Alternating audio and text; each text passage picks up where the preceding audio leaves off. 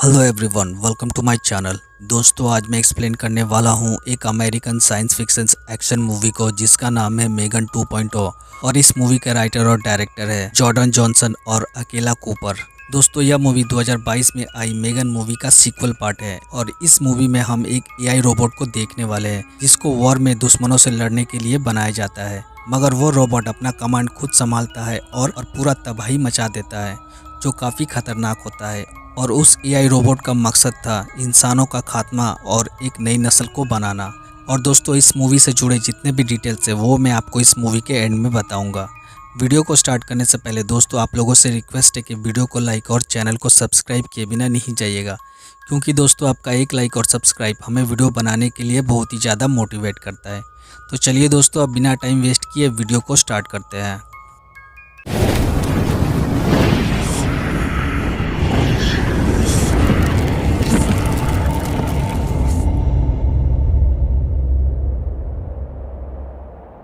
Movie की starting Turkish के ईरानी border को दिखाते हुए होती है, जहां कुछ गार्ड एक लड़की को पकड़कर लाते हैं जिसके सर को कपड़े से ढक कर रखा था। उन गार्ड्स को लग रहा था कि वो लड़की एक जासूस है, मगर वो लड़की बता रही थी कि वो एक टूरिस्ट है।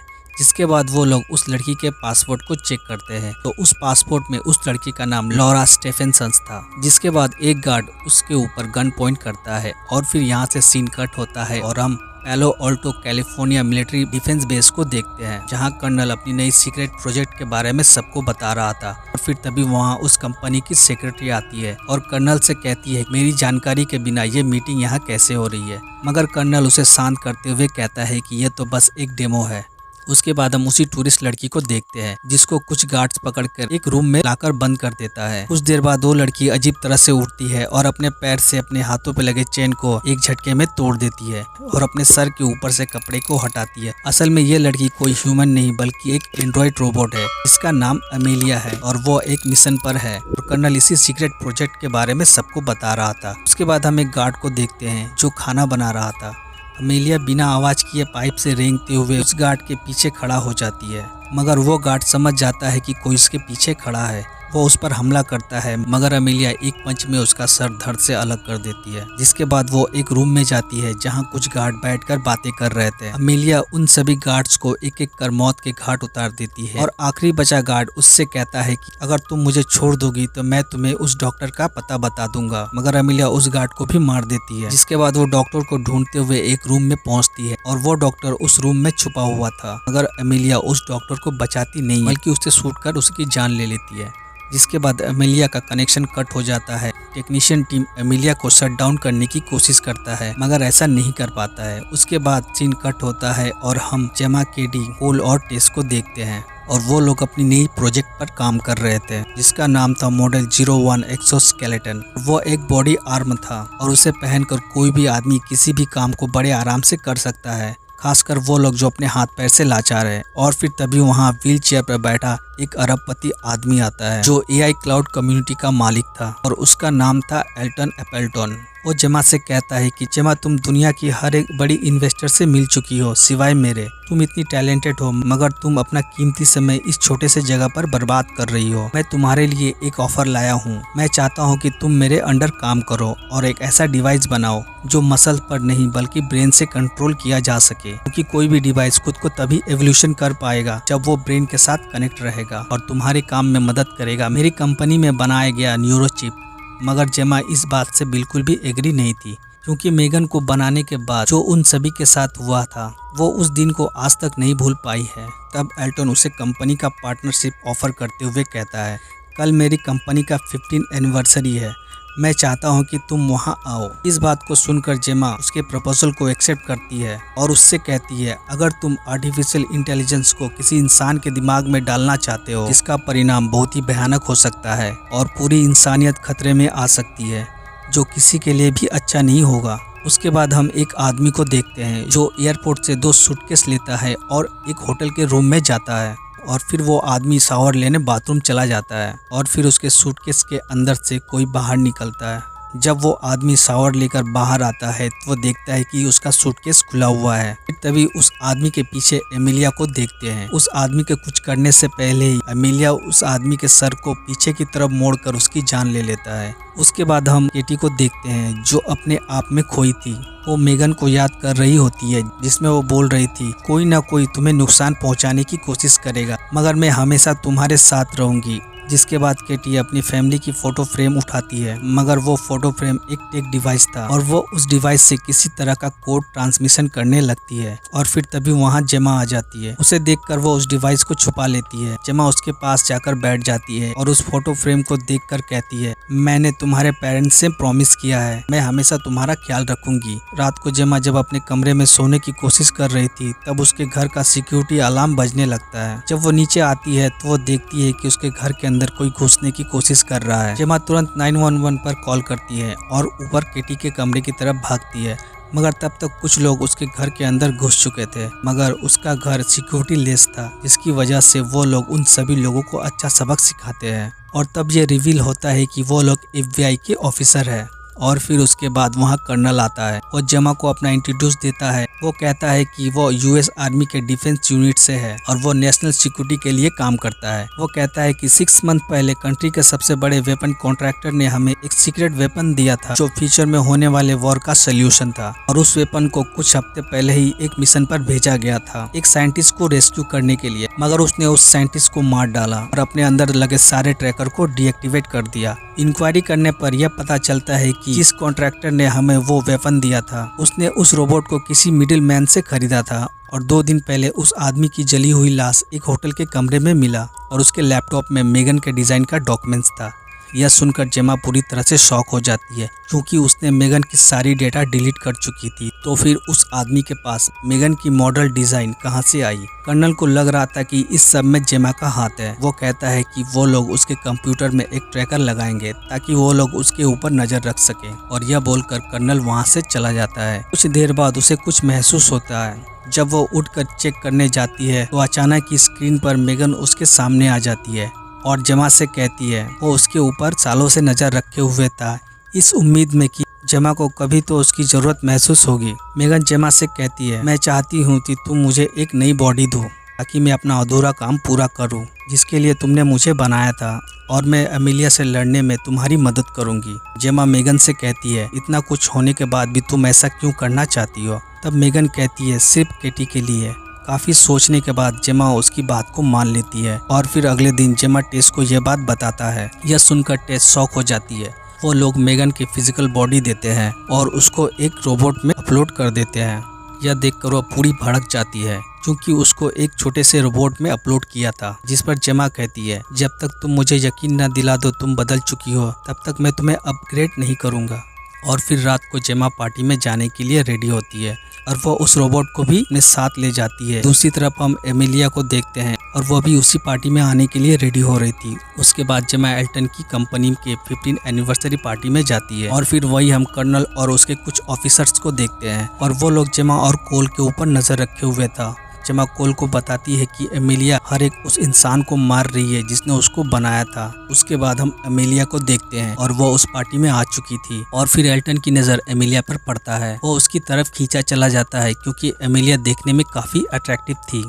एल्टन उसे अपने साथ प्राइवेट कमरे में लेकर जाता है और उसे अपना टेक्नोलॉजी दिखाता है। एल्टन अपनी आइस को स्कैन करता है और पूरे सिटी के लाइट को ऑन ऑफ करता है। वो एमिलिया को दिखाता है कि वो पूरे सिटी को कंट्रोल करता है। दूसरी तरफ जेमा मेगन को एल्टन का सिस्टम हैक करने के लिए कहती है और फिर जब एल्टन एमिलिया के करीब आता है तब एमिलिया उसकी आंखों को स्कैन कर लेती है और उसके सारे सिस्टम को हैक कर लेती है, जिसके बाद वो एल्टन को मार देती है। दूसरी तरफ जब मेगन एल्टन के सिस्टम को हैक करती है तो एमिलिया को पता चल जाता है कि वो लोग कहाँ है और फिर कर्नल और उसका ऑफिसर जेमा का पीछा करते हुए वहाँ आ जाता है और फिर तब वहाँ एमिलिया मेगन को ट्रैक करके वहाँ आ जाती है और वो कर्नल और उसके ऑफिसर को मारकर बेहोश कर देती है और उसके गन को लेकर जेमा और केटी को ढूंढने के लिए उसके घर की तरफ निकल जाती है। मेगन को पता चल जाता है कि एमिलिया जेमा के घर गई है और घर में केटी अकेली थी। अब मेगन एल्टन की कार को लेती है और उसे हैक करके ड्राइव करती है और वो कार काफी एडवांस थी। मेगन उस कार को फुल स्पीड में भगाती है मगर ये सब एमिलिया को पता चल जाता है। वो एटीएम मशीन को खराब कर देती है, जिससे वहाँ लोगों की भीड़ जम जाती है। उसके बाद वो सिग्नल को भी खराब कर देती है, जिससे रोड पर चल रही सभी गाड़ियों का एक्सीडेंट होने लगता है। दूसरी तरफ हम केटी को देखते हैं और उसकी घर की लाइट चली गई थी और ये सब एमिलिया ने किया था। जिसके बाद एमिलिया जेमा की बनाई स्केलेटन आर्म को भी हैक कर लेती है। जब टेस घर के मेन स्विच को देखने जाती है तब अचानक से स्केलेटन आर्म उस पर हमला कर देता है। जब केटी वहां देखने जाती है तो वो देखती है कि स्केलेटन आर्म उसका गला दबाकर ऑलमोस्ट उसे मारने वाला था, मगर केटी उस आर्म पर पानी फेंक देती है, जिससे उस आर्म पर शॉर्ट सर्किट हो जाता है और फिर वहां एमिलिया भी आ जाती है। मगर उससे पहले ही मेगन उन सभी को एक अंडरग्राउंड बंकर में ले जाती है और तब वहां वो लोग मेगन को देखते हैं, मगर एक अलग ही बॉडी में।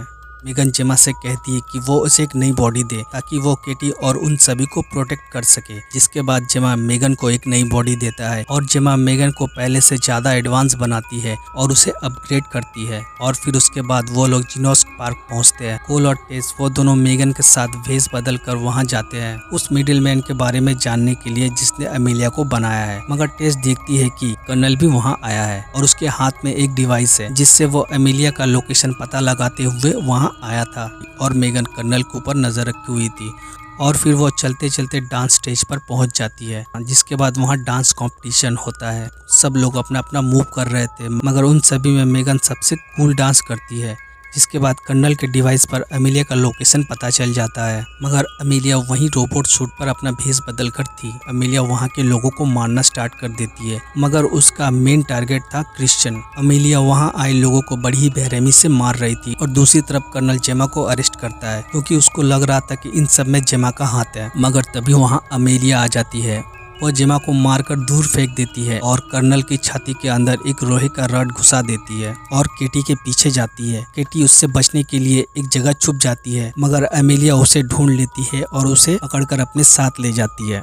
वो लोग अंडरग्राउंड बंकर में जाते हैं। क्रिश्चियन उन लोगों को बताता है कि हम लोगों को जिनोस पार्क जाना होगा क्योंकि वहाँ इस सिस्टम का मदरबोर्ड है और एमिलिया को रोकने के लिए मदरबोर्ड को डिस्ट्रॉय करना होगा, मगर उस मदरबोर्ड को इंसान ही ले सकता है। इसीलिए वो लोग मेगन के लिए एक ह्यूमन हैंड बनाते हैं और मेगन के बॉडी के साथ अटैच कर देते हैं। जिसके बाद कोल और मेगन जिनोस पार्क पहुंचते हैं।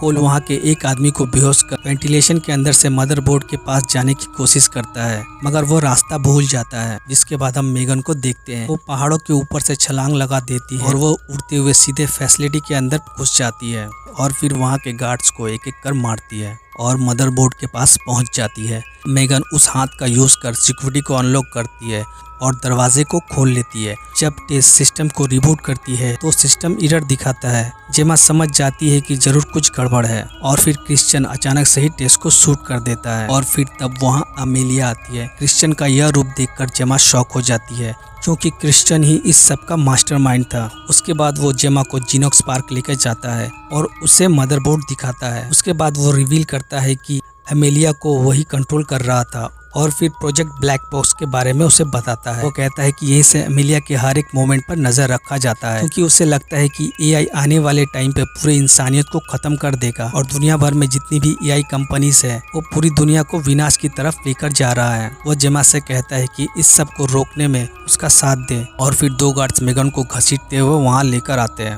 और वो लोग मेगन के बॉडी को पूरी तरह से डिस्ट्रॉय कर दिया था। जेमा क्रिश्चियन का साथ देने से मना कर देती है। तब क्रिश्चियन जेमा के ब्रेन में चिप डालने वाला था ताकि वो जेमा को कंट्रोल कर सके। दूसरी तरफ कोल एक रूम में आता है और वहाँ वो केटी को देखता है। केटी उसे सारी बात बताती है और तब वो दोनों डिसाइड करते हैं कि मेगन के कोड एमिलिया के अंदर ट्रांसफर करेंगे ताकि वो सबको रोक सके और वो दोनों ऐसा ही करते हैं। मेगन का कोड एमिलिया के अंदर ट्रांसफर कर देते हैं, मगर ऐसा करते समय वहाँ काम कर रहे लोगों की नज़र उस पर पड़ जाती है और फिर वहाँ कुछ गार्ड्स आ जाते हैं और वो सभी एमिलिया को पकड़कर इलेक्ट्रिक शॉक देने लगते हैं, जिससे एमिलिया का सिस्टम ऑफ हो जाता है। जब वो दोबारा से रिस्टार्ट होती है तो इस बार मेगन नहीं बल्कि एमिलिया होती है। वो उस लैब में पूरी तबाही मचा देती है और सभी लोगों को एक एक कर मारने लगती है, मगर केटी और कोल किसी तरह वहां से भाग जाते हैं। दूसरी तरफ हम जेमा को देखते हैं जो बेहोश थी और उसके सर में एक चिप लगा था और तभी एक डॉक्टर उसे इंजेक्शन देने आता है, मगर जेमा उसे मारकर वहां से भाग जाती है और वो भागकर उस कमरे में जाती है जहां पर जेमा की बनाई स्केलेटन आर्म रखी थी। जेमा उस सूट को पहन लेती है और फिर वहाँ बहुत सारे गार्ड्स आ जाते हैं, जिसके बाद जेमा उन सभी गार्ड के साथ बहुत ही तगड़ी फाइट करती है और सभी गार्ड्स को बहुत ही बुरी तरह से मारती है। और फिर तभी वहाँ कॉलर किटी आ जाते हैं, वो सभी एक साथ मिल जाते हैं। दूसरी तरफ क्रिश्चियन देखता है कि अमेलिया पूरी तरह आउट ऑफ कंट्रोल हो गई थी और फैसिलिटी के अंदर सभी लोगों को मार रही थी। देखकर क्रिश्चियन फैसिलिटी के अंदर बम एक्टिवेट कर देता है और वहां से भागने की कोशिश करता है, मगर अमेलिया उसे पकड़ लेती है और उसके बॉडी से एक हाथ को उखाड़ लेती है ताकि वो उस गेट को खोल सके जहां मदरबोर्ड रखा है, क्योंकि उस दरवाजे को खोलने के लिए ह्यूमन हैंड की जरूरत पड़ेगी और इसीलिए जेमा ने मेगन के लिए इंसान की तरह हाथ बनाया था। अमेलिया क्रिश्चियन के कटे हुए हाथ को स्कैन कर दरवाजे को खोल लेती है और फिर तभी वहां मेगन आ जाती है और उन दोनों के बीच अच्छी खासी फाइट होती है, मगर अमेलिया मेगन से काफी पावरफुल होती है और फिर उसे गन से शूट कर देती है, जिसके बाद अमेलिया मदरबोर्ड को एक्टिव कर देती है और उससे निकलती सारी ऊर्जा अपने अंदर खींचने लगती है, जिससे वो और भी बहुत ही शक्तिशाली रोबोट बन गई थी। अब अमेलिया के पास इतनी पावर थी कि वो पूरी दुनिया को ख़त्म कर सकती थी और तब मेगन ये फैसला करती है कि वो किसी भी हाल में अमेलिया को रोकेगी, जिसके बाद मेगन अपने अंदर लगे डेटोनेटर को एक्टिव कर देती है और अमेलिया को पीछे से पकड़ लेती है और फिर जेमा ना चाहते हुए भी उस बटन को दबा देती है, जिससे मेगन और अमेलिया दोनों ही खत्म हो जाते हैं। अगले सीन में हम हॉस्पिटल में एडमिट कर्नल को देखते हैं, जो अभी भी जिंदा था और वो न्यूज़ देख रहा था, जिसमें जेमा बता रही थी कि टेक्नोलॉजी के लिए सही कानून बनाई जाए ताकि एआई इंसानों का दुश्मन नहीं बल्कि साथी बने। जिसके बाद हम जेमा को अपने घर में लैपटॉप पर काम करते हुए देखते हैं और तभी उसे एक मैसेज आता है और वो मैसेज था मेगन का। असल में मेगन पहले ही अपना एक बैकअप बना रखा था ताकि वो हमेशा उससे जुड़ी रहे। जिसके बाद मेगन उन लोगों से कहती है, मैं हमेशा तुम लोगों के साथ रहूंगी। और दोस्तों, इसी के साथ ये मूवी यहीं पर खत्म हो जाती है। तो दोस्तों, ये था मेगन 2.0 का मूवी एक्सप्लेनेशन। उम्मीद करता हूँ पसंद आया होगा। तो चलिए दोस्तों, अब बात करते हैं इस मूवी से जुड़े कुछ डिटेल्स के बारे में। दरअसल यह मूवी नवंबर 2022 में न्यूयॉर्क टाइम्स ने यह बताया कि universal picture Megan box office में अच्छा खासा पैसा कमाया और यूनिवर्सल पिक्चर चाहता है कि इसका सीक्वल बने। और फिर जनवरी 2023 को जेआर जॉनसन ने मेगन मूवी का सीक्वल पार्ट बनाने का फैसला किया और जेम्स वॉन को पता था कि अगर मेगन का सीक्वल आया तो इस मूवी की कमाई किस लेवल की होगी। और फिर कुछ हफ्ते बाद यूनिवर्सल पिक्चर ने इस मूवी का रिलीज डेट और इस मूवी का टाइटल कंफर्म किया और इस मूवी का नाम रखा मेगन 2.0। और इस मूवी में एमिलिया का रोल करने वाली लवाना सखोना एक अलग स्टंट टीम के साथ काम किया और उसने मार्शल आर्ट की भी ट्रेनिंग ली ताकि वो अपनी रोल में पूरी तरह से परफेक्ट आए। तो दोस्तों, ये थे इस मूवी से जुड़े कुछ डिटेल्स। और अब बात करते हैं इस मूवी का बजट कितना था और इस मूवी ने कितनी कमाई की। तो इस मूवी का बजट 15 से 25 मिलियन के अंदर था और वर्ल्ड वाइड ये मूवी 31 मिलियन की कमाई की। और यह मूवी अमेरिका और कनाडा में 3112 थिएटर्स में F1 के साथ रिलीज की गई थी, जिससे यह मूवी 20 मिलियन की कमाई की थी। तो दोस्तों, ये था इस मूवी से जुड़े कुछ डिटेल्स। आई होप आप सभी को पसंद आया होगा। वीडियो अच्छी लगी तो वीडियो को लाइक और चैनल को सब्सक्राइब करके बेल नोटिफिकेशन को ऑल पर सेट कर लीजिए, ताकि दोस्तों मैं ऐसी कोई भी मूवी का एक्सप्लेनेशन लाऊं तो सबसे पहले नोटिफिकेशन आप तक पहुँचे। तो चलिए दोस्तों, मिलते हैं अगले ऐसे ही किसी दूसरे वीडियो में।